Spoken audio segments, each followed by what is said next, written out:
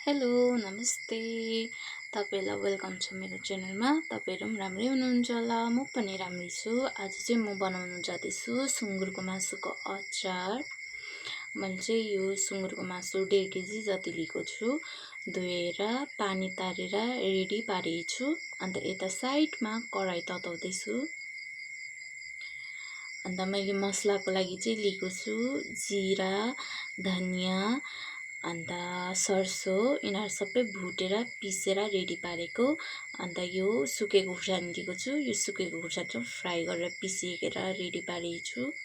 अन्त यता चाहिँ कराई तताएर मैले तेल हाले, किनभने तेल हाल्नुको कारण चाहिँ मासु चाहिँ नटालोस् भनेर चाहिँ मैले तेल हालेको छु कराईमा अलिकति।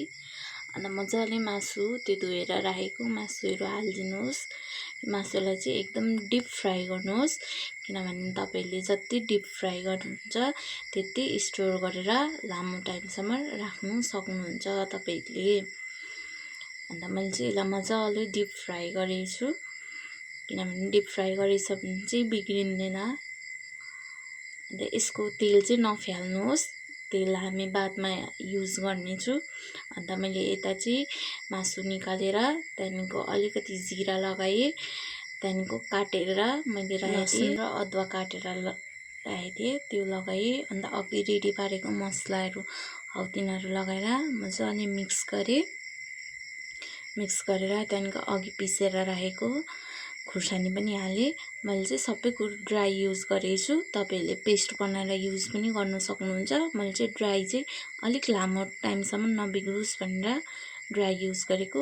अन्त स्वाद अनुसार नुन लगाउनुहोस्, नुन लगाएर मजाले मसलाहरुसित मिक्स गर्नुहोस्, किनभने नुन फर्स्टमा लगायो भने चाहिँ बिग्रिँदैन। अन्त त्यो अघि निकालेको मासु हौ त्यसलाई पनि हालेर त्यहाँदेखि मजाले मिक्स गर्नुहोस्।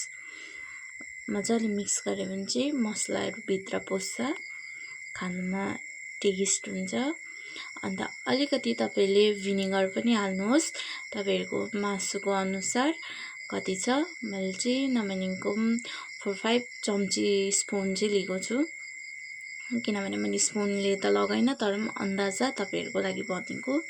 अन्त मजाले त्यो भिनेगर लगाएर मजाले मिक्स गर्नुहोस्, किनभने भिनेगर लगाएर पनि एकछिन मजाले पकाएर राख्नुपर्छ, मिक्स गर्नुपर्छ। भिनेगर लगायो भने चाहिँ बिग्रिँदैन, किनभने गरम छ।